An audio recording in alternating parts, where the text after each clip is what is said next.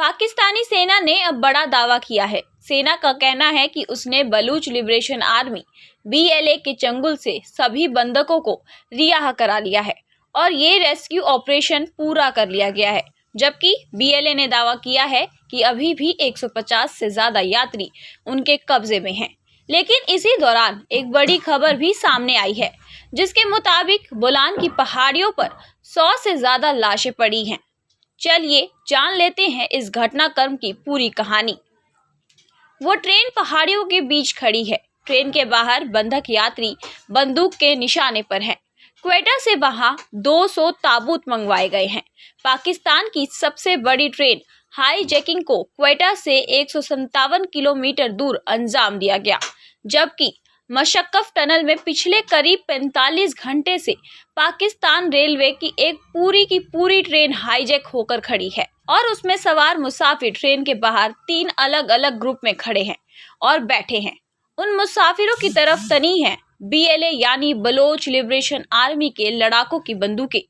इससे पहले जो तस्वीर सामने आई उसमें चारों तरफ पहाड़ हैं और उन्हीं पहाड़ियों के बीच से जाफर एक्सप्रेस ट्रेन जाती हुई दिखाई देती है और ये तस्वीर हाईजैक से पहले की है।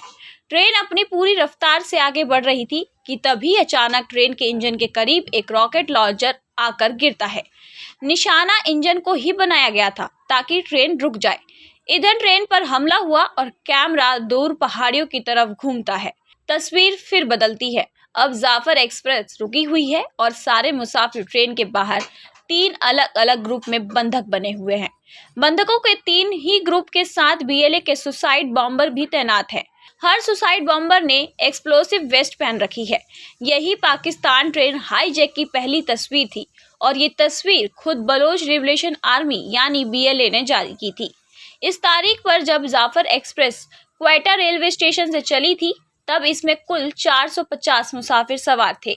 हालांकि क्वेटा से पेशावर तक अलग अलग स्टेशन से कुल 750 मुसाफिरों का जाफर एक्सप्रेस ट्रेन में रिजर्वेशन था। पाकिस्तानी सिक्योरिटी फोर्स ने दावा किया है कि वो अब तक 155 मुसाफिरों को रेस्क्यू कर चुके हैं, जिनमें औरतें, बच्चे और बुजुर्ग शामिल हैं। सिक्योरिटी फोर्स का ये भी दावा है कि मुठभेड़ में अब तक BLA के 27 लड़ाकों को वो ढेर कर चुके हैं। इस मुठभेड़ में 37 मुसाफिर भी घायल हुए हैं, जिन्हें पास के अस्पतालों में इलाज के लिए भेजा गया है। हालांकि सिक्योरिटी फोर्स ने इस एनकाउंटर में उनके कितने लोग मारे गए ये साफ नहीं किया है, लेकिन पाक मीडिया के मुताबिक अब तक की मुठभेड़ में 10 लोगों की जान गई है, जिनमें जाफर एक्सप्रेस ट्रेन का ड्राइवर और 9 सिक्योरिटी फोर्स के जवान और हमसफर शामिल है।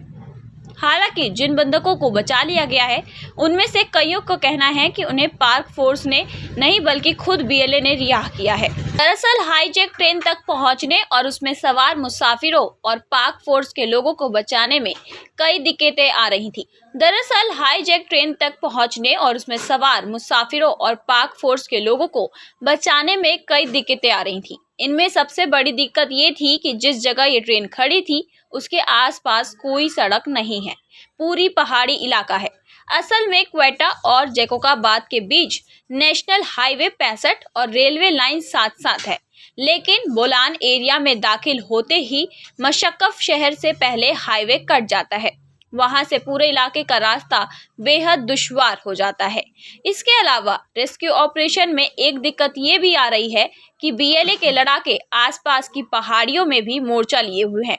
उनके पास रॉकेट लॉन्चर से लेकर तमाम तरह के अत्याधुनिक हथियार हैं। उनके पास सबसे बड़ा हथियार बंधकों को कवच थे। साथ ही साथ खबरों के मुताबिक हाईजैक हुई ट्रेन में कम से कम 200 सिक्योरिटी ऑफिशियल भी थे। जिन बंधकों को रिहा किया गया है उनके बयान के बाद अब ये कहानी भी सामने आ गई है कि आखिर जाफर एक्सप्रेस को हाईजैक किया गया। 39 अब Jaffar express Quetta railway station से पेशावर कैंट जाने के लिए स्टेशन से रवाना हो जाती है। क्वेटा से पेशावर कैंट की 1600 किलोमीटर तक की दूरी 36.5 घंटे में पूरी होनी थी।